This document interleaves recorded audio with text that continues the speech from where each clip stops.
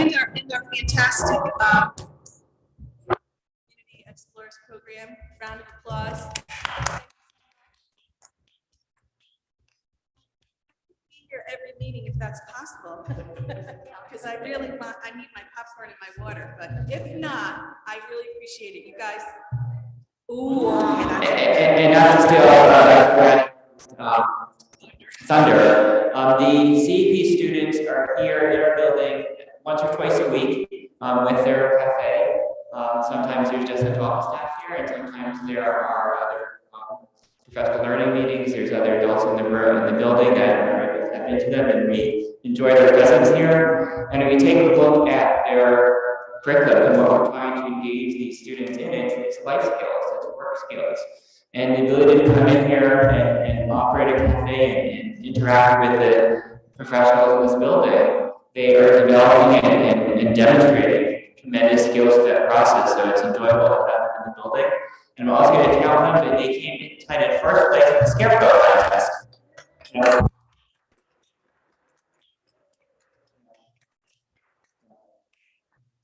Congratulations. So we have a presentation report tonight about how came into the district of July. It feels like she's been here a lot more than just a few months now. She's hit the ground running, but she's been part of her fits in so nicely, not just in special education, but in all elements. And I've grown in just a matter of days when she first started to really trust it. Think of her as a valuable member of my team. And I'm excited to see her, so she's going to present that special tonight to you.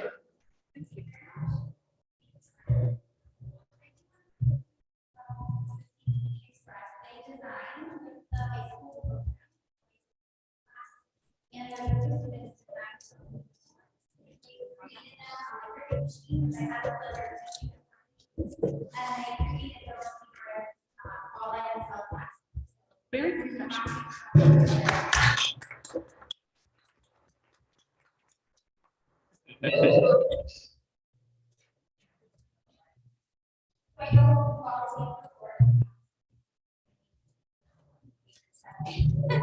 Created, but I just want to highlight some of the information. So it's been, we had a good start to the year. There's a lot going on, especially with the implementation of the new computer-based program for IEPs that is being rolled out on July 1st.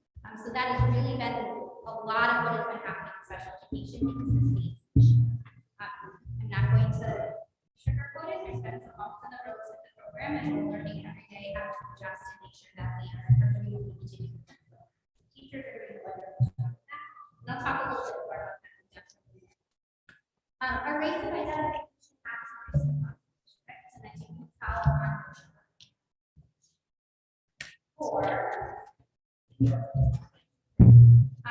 I'm not sure how it was reported in the past, but last year was 250 students, and this year we're at 280 students. That's including students that are at the high school level, as well as our Howard district.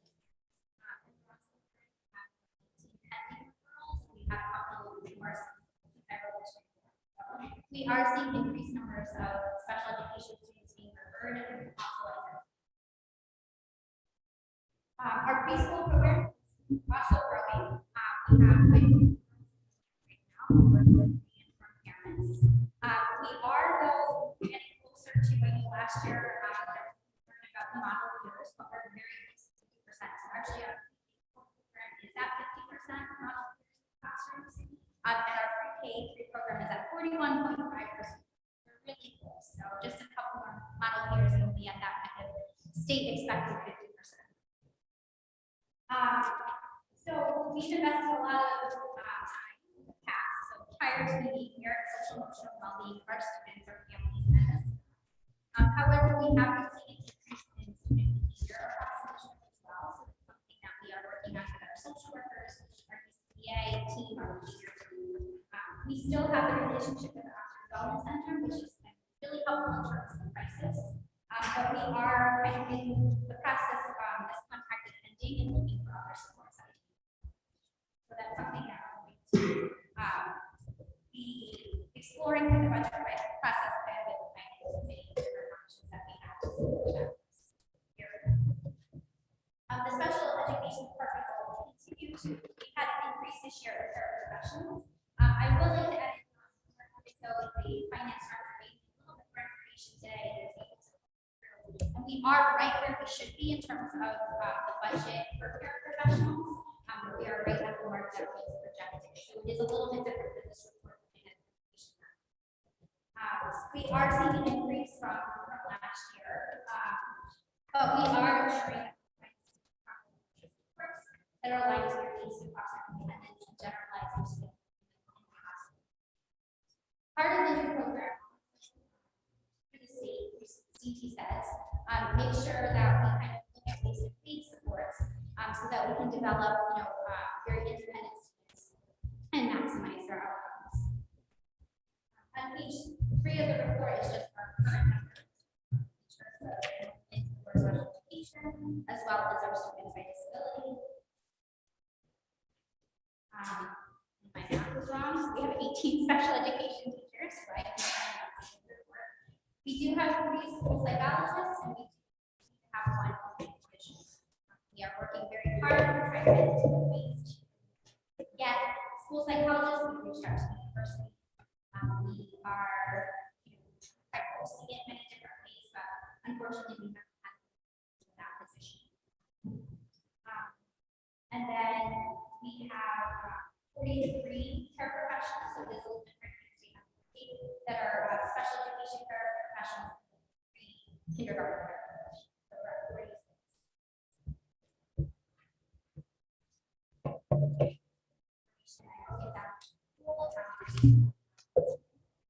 It's never a decision you want to make in the first week of school to have to move a teacher from one school to another. Unfortunately, we had to do that this year. We didn't have to increase enrollment at the school. So we moved.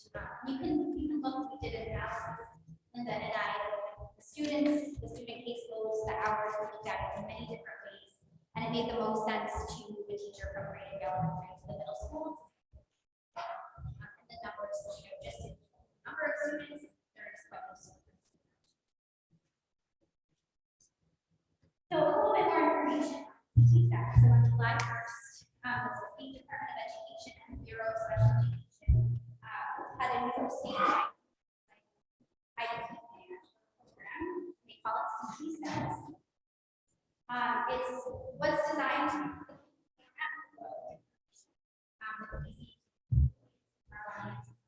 issues with it, but the team is working very well to get to those. There's also a new and improved document. So so we're sharing that information at this time. During the workshop, 11 of our staff were trained expert trainers. So we have at least 1 in each building that can support everybody in the building to get feedback. We are also involved, and that's pretty much what we're doing a lot of the day is going through and helping get through IEPs. The state is also providing access to the rest of the department to help us through those coaches as well. I just have a quick question. So with IEPs, obviously they're updated yearly. So when it's updated, and that is not going to be updated, or will it be updated in triennial? That's a great question. So actually, if the triennial falls before the annual, it will go into the new system. If they happen at the same time, it will obviously go into the new system. But all new IEPs, if it's not a triennial year, will go into at the annual. So the new IEP will happen at the annual. So it will take a year, at least a year, probably more for this whole rollover to be complete. Yes. And we had to start a little bit early because then just from out of state had to make those moves. So out of state, right, IEP that the new 30-day. So yes, it's going to take till the end of the year to get everybody in the system. So in terms of support, staff created a full site for our faculty to access. This includes all of the training videos, relevant information to the program, and supports or guidance provided by the state department.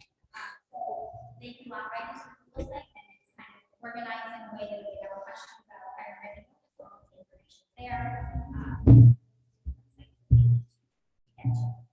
I also send a weekly newsletter that has all of the we get from the state, so that the staff has it immediately. So we send out also our calls, anytime I pop on, we meet together, trying to figure out lots of supports at that. And all of our staff are currently another training. The state rolls out not only the new system, but they're also quality training. So all of our staff are participating in the quality training. They will understand how to develop quality and compliant IEPs. And we just tested it. We're having some issues with our parent portal. We just tested it, so I'm going to be reaching out to families in the next week to schedule some trainings for the parent now to access information for their students if they choose it. It's our choice.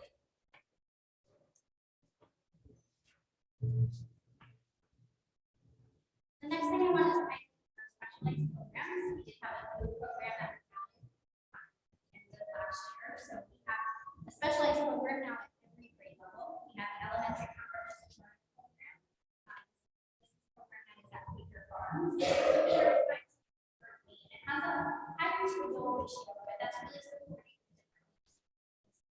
And a lot of our students in that we help with developing communication skills to alternative devices. So there's that really can like focus on what those. So that's the program that's a little bit more about. Are actually a lot of our students have the general education classroom, which has been really wonderful to see. The new program that I just mentioned is the comprehensive program at the middle school. Right now it's a lower student population, but they are working really hard to find out what the foundational skills of that program are. In essentially elementary programs, continuing services. And their schedule includes a mix of visualized instruction for curricular year, as well as the life skills. We are working at the elementary program that would support learning needs of the students. Our connections program at the high school did undergo a pretty major change. So last year it was 2 teachers and a social worker.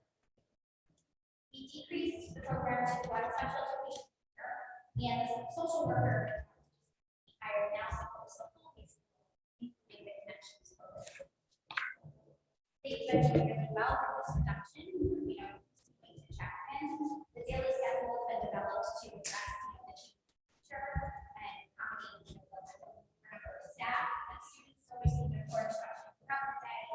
They're mainly using the tasks of that. And then the last program is a highlights our program, which are joining us today. So some of the highlights, they have new job sites ready to go. So they have this up there, school programs, the Ratsville Restaurant, and the Oxford Public Library. They've also been working as well as the curriculum. We also just recently adopted a new curriculum, assessment pieces as well as lessons going to develop education.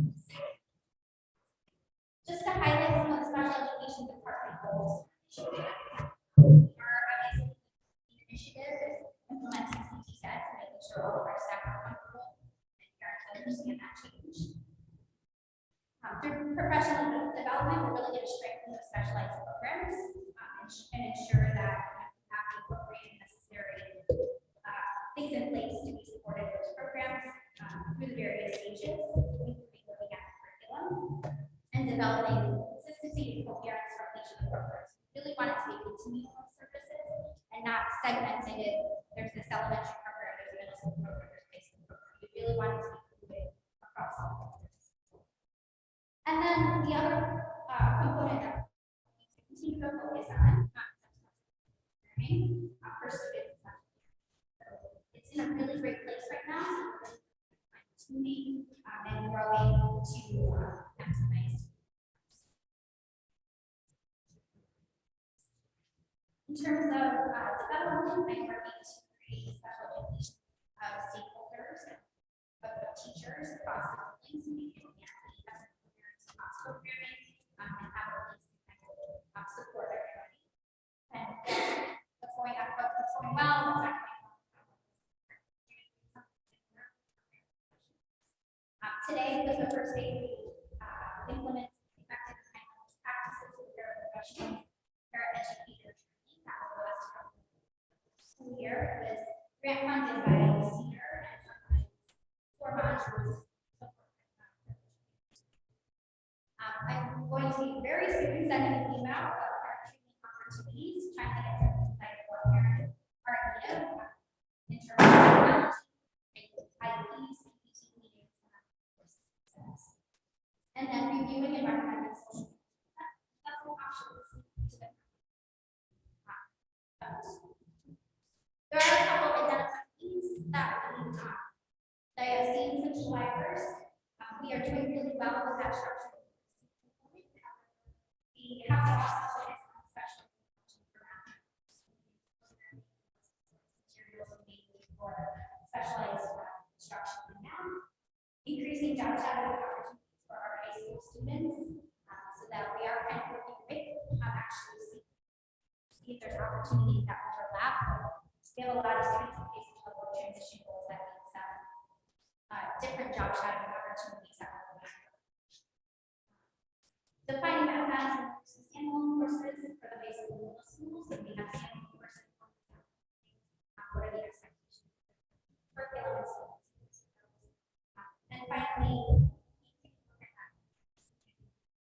and analyzing what our supports are, where we need most for supports or kind of shift to make sure everyone's getting what they need.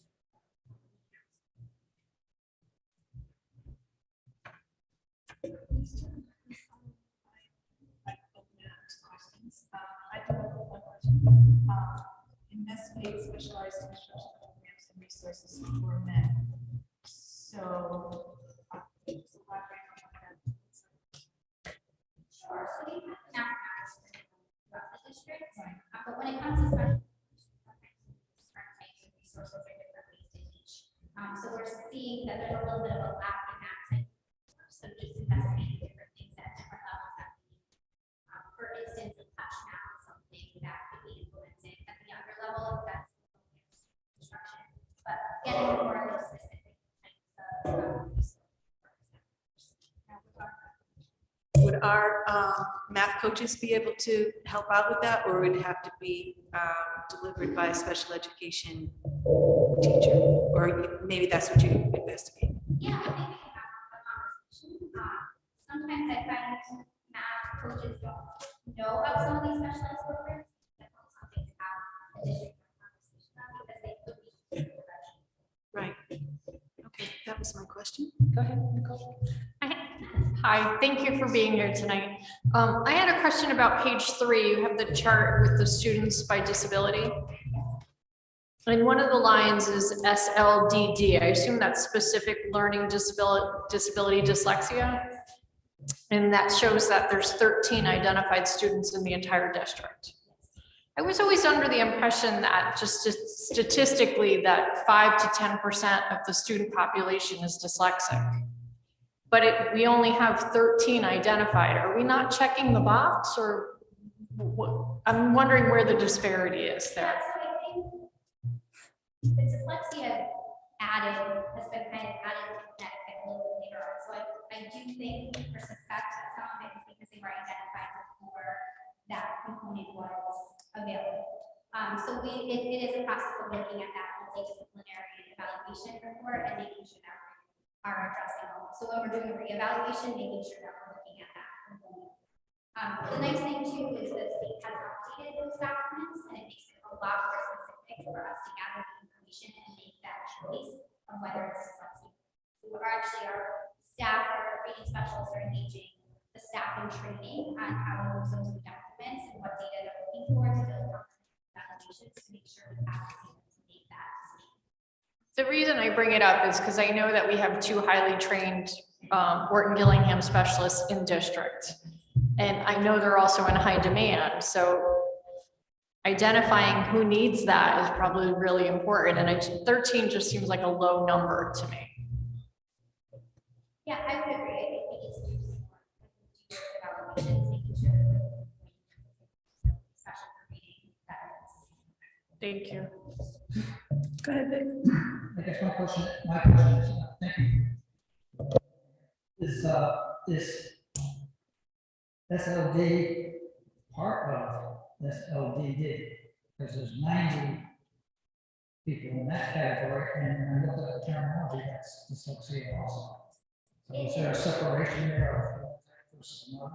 There is, so specific learning disability actually encompasses not only a reading disability, it could be a mathematics disability or a writing disability. So when we're suspecting specific learning disability, we have to determine which type of disability it is. Dyslexia is a little bit different because it does have its own category, which is newer in the state of Connecticut. It's actually one of the only states that has that differentiation between dyslexia and not. So there, so when we're filling out the paperwork, we have to look at the different areas and determine which type of disability it is, again, whether it's reading, math, or writing. If it is reading, we do have to dig a little bit deeper to identify whether it's a mixed reading disability, which is a mix between a phonics or code-based disability and comprehension. If it's that code-based phonics, which would be the dyslexia, or if it's a comprehension-based. So the new documentation that's been rolled out will really pinpoint which type of reading disability. So we'll have a more clear diagnosis or eligible. That's more focused. Yes. Next question. Go ahead, Shelley. Just a quick one. So, what do we have to offer students who do have as you mentioned, the code-based reading disability? I know that we have your Gilliam County and Wilson for any students that might have challenges with that. Do we have other programs to speak to that disability? Those I would say are the two main programs that we select. I like to look at early childhood. But we're also like, so those are the two steps that are being special center. We also have actually the our special and then our reading specialist also programming. So there are many different.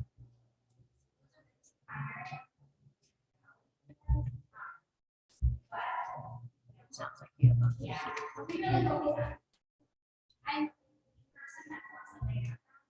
Also just really analyzing what the data is. What's the best fit for that student for that. Thank you.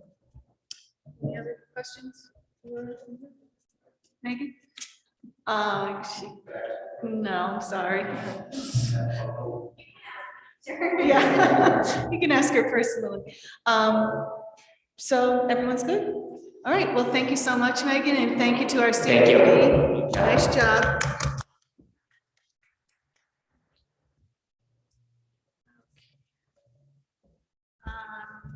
Action item 7 is approval of snow removal bid. So we went out to bid for snow removal, our contract with Nature's Edge at the end of last winter. So we were going to this fall or this winter needing to renew a contract with a company. So we went out to bid 2 companies, put an RFP in last week. We reviewed both of them. They are attached inside of the executive content inside of Board Docs. The recommendation that we are putting forward is for Nature's Edge, which is a 3-year contract, valued at $88,000 year 1, $90,000 year 2, and $92,000 year 3. And then year 1 cost is significantly less than the other companies' year 1 costs. I have a question. I mean, besides the dollar amount, was there a difference in service that the higher price company was looking to provide? I mean, it's a large difference, but so I'm wondering, is it just? Not substantial. I mean, the bid specified exactly what it is that we're looking for. Okay. Yeah. Yeah, it's a huge difference. It is. Okay. So do you have a motion, Deb? Or does anybody else have any questions about that? I just was thinking the same thing. but it is what it is. So this requires a motion, Robert? It does, it requires, since this was it's a formal bid, it requires board approval to accept the bid recommendation from.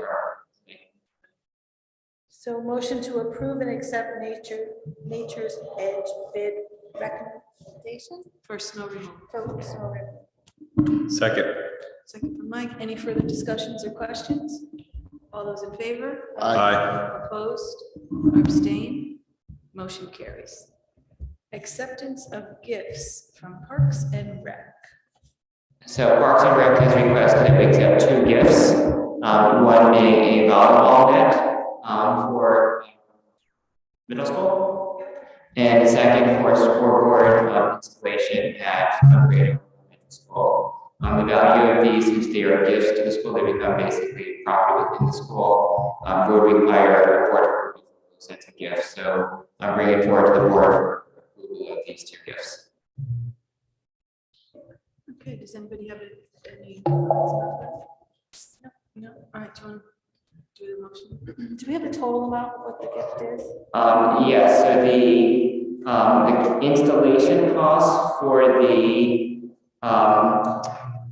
scoreboard is $600. The cost for the volleyball net is $33.26 to $3,326.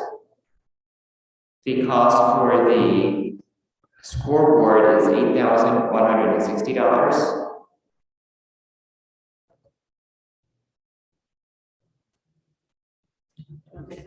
And that's it, right? That's it, yeah. 12,086. My math. Maybe Ben can check this. I have some math for you to do, Ben. 12,086. 6, 8, 6, 7, 8, 9, 10, 4, 12. Okay. Motion to accept the Park and Rec gifts totaling $12,086. Second. Any further discussion or questions? I just want to say thank you. Yeah. Thank you very much. Thank you, thank you. I think Parks and Rec, thank it you. highlights the partnership. I think it helps contribute to our facilities. We provide the facilities so that they use, and our students actually take advantage of their services. So there's a synergy there. So thank you. Very much appreciated. Thank you. All those in favor? Aye. Opposed or abstained? Motion carries. There you go. Yeah, good luck. I can help Okay, bye-bye. Dr. Miller, your report? you. Okay. So this morning I sent out an invitation to youth for 2 events.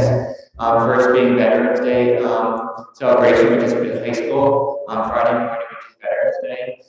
This is the same event that our teacher, Mr. Becca, has done the past couple of years. It's going to be outside the school. It's in cold, so wearing some jackets. The veterans are invited. There's baked goods and coffee, teas out that the Clutter has put together. There'll be live music from students, and it's an opportunity to mingle and share our thoughts and recognition to the veterans that come by. The invitation to that was also sent to our first selectman and to the board selectman, in case anybody from the board would like to attend as well. But the invitation is open to all of you. You know, some of you have been able to come before, some of you are unable to come because of work, but the invitation is open to all of you. And Stephanie and I have had this conversation, about our Thanksgiving football game, which this year is being hosted in Derby. They traditionally have done an event, they traditionally have played against Shelton. This year they are playing against us. They typically have had a hosted lunch the day before for the students, and then a breakfast the next morning before the game for whatever teachers, administrators that like to go to have breakfast together before the game, and then there's an open invitation to the game afterwards. We would like it not this year not to participate in the lunch beforehand, but to participate in the breakfast that morning. And if this becomes a tradition, we could fold in additional events later on. But just the logistics, we're just kind of getting away from the day beforehand. So I also included my email to you this morning, invitation to that breakfast. That invitation is also asked to get to the game a little bit later. If you already attended the breakfast, I ask that you RSVP to the email that's on that flyer. I do think that Georgetown will be attending, that's so to me. And the board has an invitation, the board of selectmen, board of finance, and our administrative team, cheerleaders, and the 200 coaches are also invited to that. I don't know when we're going to go, but you are invited to attend that.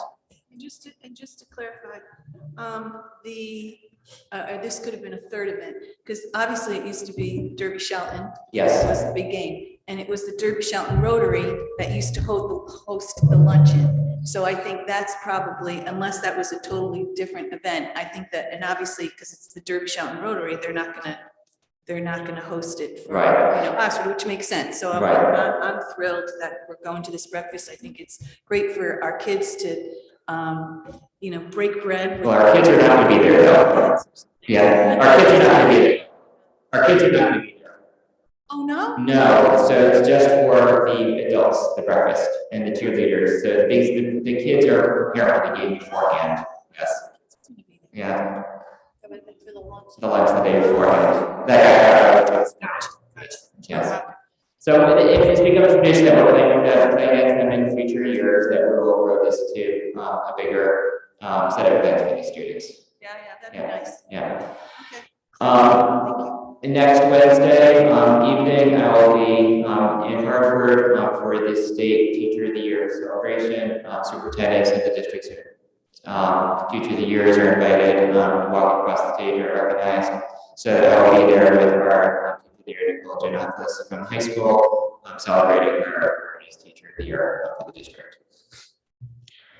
And next Friday, the CAPS CAVE conference presenting on district communications. So I'm excited that I was accepted to present at the conference. I will be at the district on that day presenting to superintendents and board members. So I'm excited about that.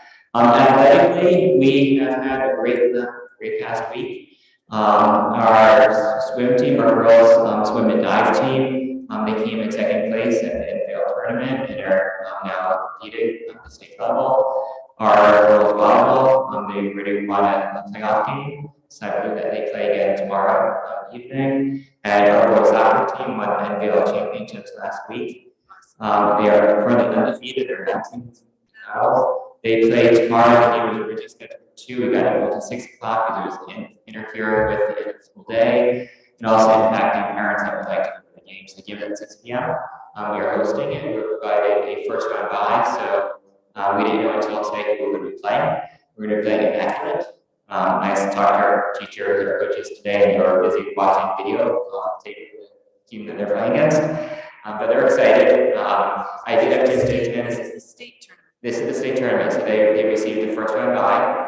If we win the game tomorrow, which hopefully we do, we'll host a second NPL or second state championship game Friday night.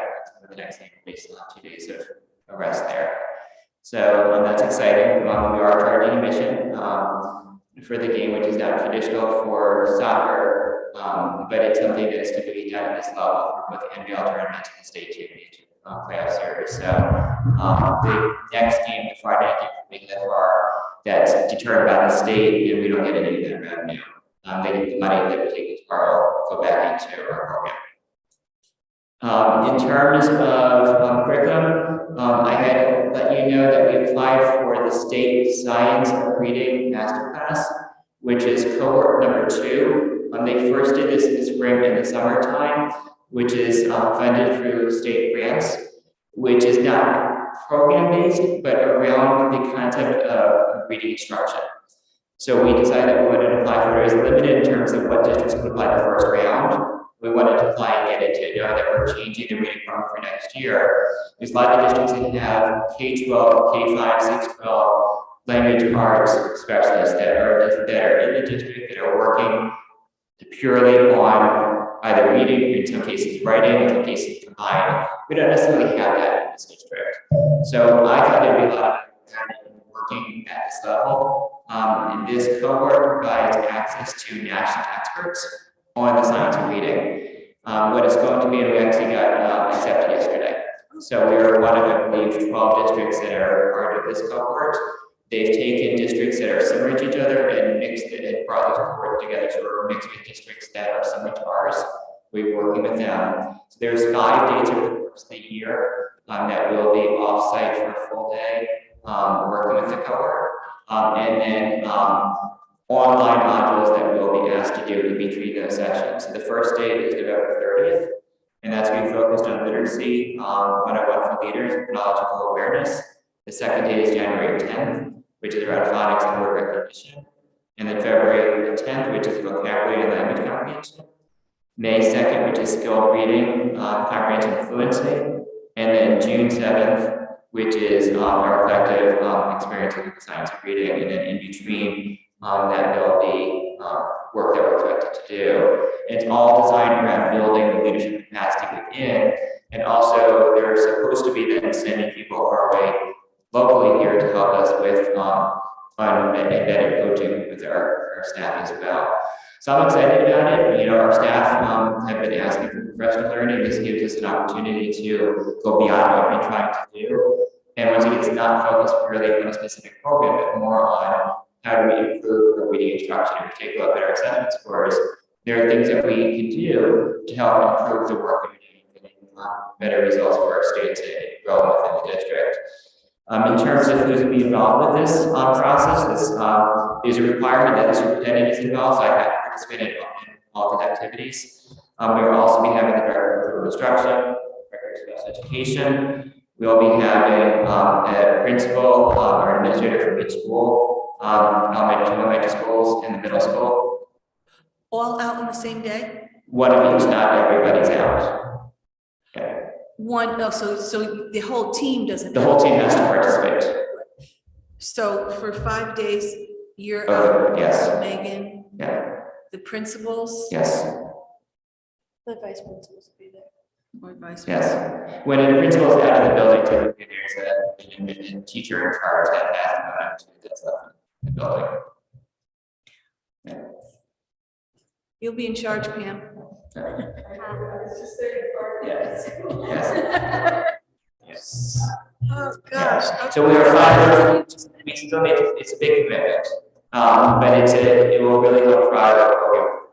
And then the expectation is that, so obviously sending those people, then you would be the facilitators of, helping the staff, whatever you learn from there, then you would be. Right. We're expecting, we set the finalize the actual team that's going. We gave a rough draft of the team. We set the finalize internally, but there will also be a couple of teachers that are also involved in the process. November 30th. We're not telling anybody. Again, we're not publishing those dates. Yeah, Yes. I got them written down. I'll send it to you. Right, so it's a huge commitment. It's a huge commitment, but the outcome of it's going to be pretty substantial what we're able to do. So I'm excited that we applied and got accepted assessment. Congratulations. Thank you. And that is my report. Yeah. Any other questions for Rose? Now it's my report, and I am going to defer my time to Pam, who missed Audience of Citizens, and Mr. Homewood, if you would like to ask a question. So I will give up my report for that.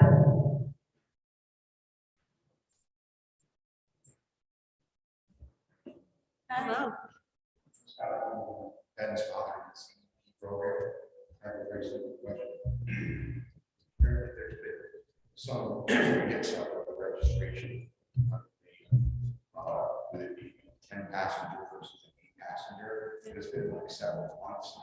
Is there any, because I think it's crucial to their. Absolutely. I can give an update to that. Absolutely. Yeah. Yeah, I can give you an update. Essentially what happened is that the town realized the day before school started that the license plate that they gave us when we first got it was not the right license plate. So the license plate needed to be pulled off, and we needed to go through a whole registration process with the DMV. That required that they had to come on site and actually do a safety inspection of the van, and they found some things that they wanted us to fix. We've addressed those. They needed to come back and re-inspect it. We've now gone through that process. And we are supposed to have a scheduled appointment now with the DMV. I believe it's the 30th of November, where we actually need to go to DMV and actually complete the registration process. So we're really close now, but it's been an extended process, and some of it is getting the inspector from DMV out here, and some of it is getting a scheduled appointment with actually going to DMV to do that step. Yeah. Sorry about the delay. We know how important it is, yeah. Of course. Yeah. Right, right. All right, thank you. Thanks for your question.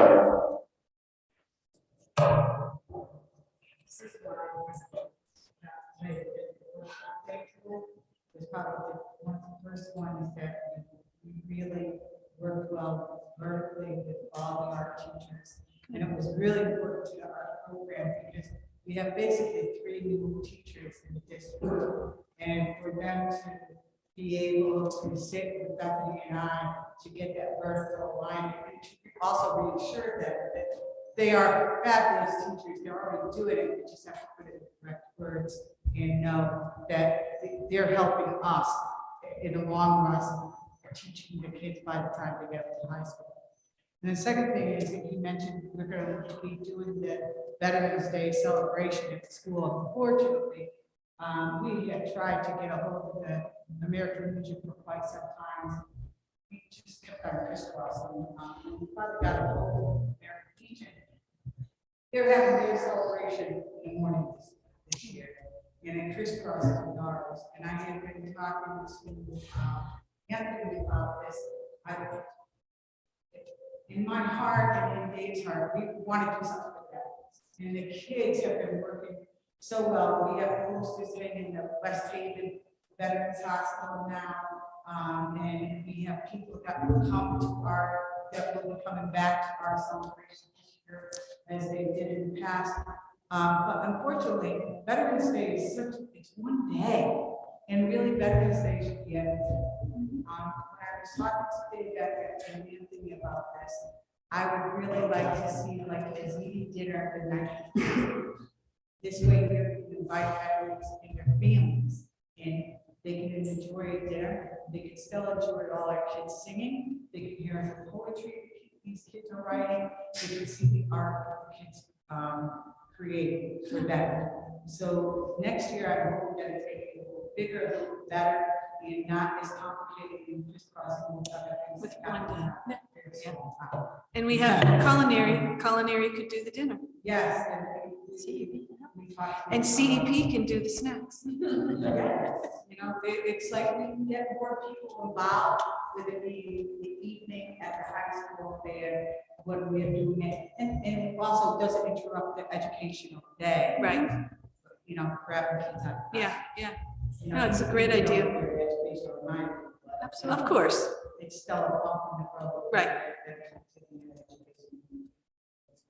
But I just wanted to say, this year, today's PD was awesome. Good. Good to hear. Thank you. Thanks, Thanks, Kim. Pam. Okay, subcommittee reports, facilities, Joe. The only thing that I think about for facilities is that Deb and I attended the joint finance, board finance and board of selectmen meeting last night to address 2 issues. One was the fire rescue truck, not ours, but for the fire department. And then the HVAC project for Rado. They approved the project, they approved the funding, boards did. They approved my approval of the application to the state. And then it's supposed to go back to the board of selectmen. There's a special meeting that's been set for 4 p.m. tomorrow afternoon now to discuss the actual specs, whether or not they want to go with the AirTech or if they want to go with the Johnson Control approach to develop the RFP. I may not be able to attend that meeting. Is somebody else able to attend if I can go?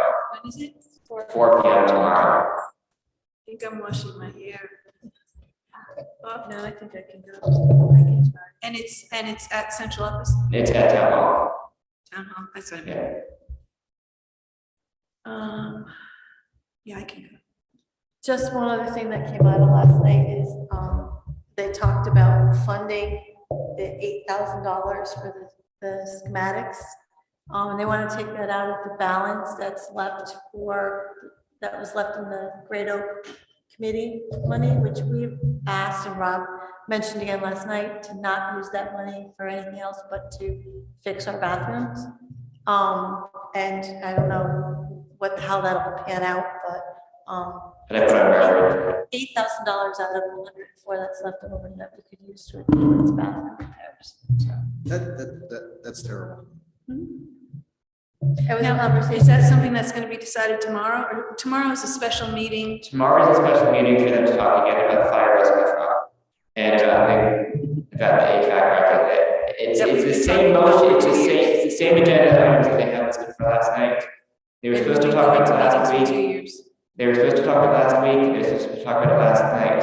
Now it seems they punted it tomorrow.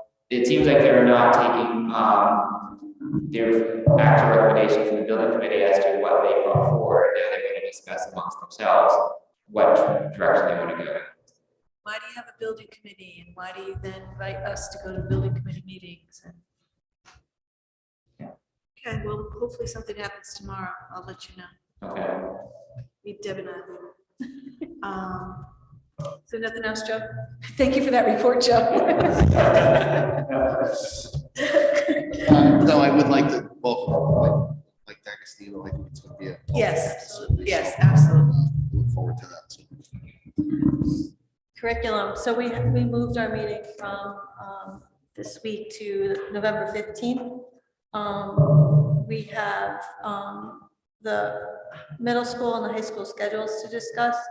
We are also going to talk about some website updates, so if anybody has any suggestions with that. Is there any way to make the staff email? It's there. It's under each school. You have to go to the school and look.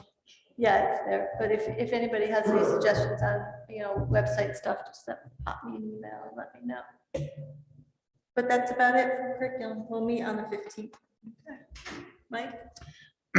Honestly, finance doesn't have an update except our next finance subcommittee meeting is on the 15th at noon. So I guess we're just doubling up on the 15th. Sure. But yeah, that's all at the moment. And at the last meeting, the question is whether or not we could add the finance report to the board agenda. So I took that over in the update and I attached to this agenda item so you have access to it. Okay. Thank you. Nicole, policy? Sure, so we had a policy meeting on Thursday, we covered a lot of ground in a short amount of time, which we're known for, but I think last week was the rocket docket, we covered a lot. So we have two policies to put forward for a first read. The first one is exertional heat illness awareness. Last year, the General Assembly passed a public act and it's now been codified into law. And beginning in the 22-23 school year, the new law requires that any person who holds a coaching permit issued by the State Board of Education or who coaches intramurals or interscholastic athletics, they have to complete an exertional heat illness awareness educational program before the coaching season begins. And they must review the program annually before each coaching season. It also requires that the local and regional boards of ed implement a model exertional heat illness awareness plan. And it further requires the boards to prohibit any student athlete from participating in the programs unless the student and the student's parents have read or attended a training, like a in-person training. So they also have to sign an informed consent form, and that's issued by the Board of Ed. So this is the first step in implementing that policy. So this is our first read. Take a look at it and we'll come back next meeting. And if you have any questions, let us know. Okay, the second one is the emergency action plan for athletic events.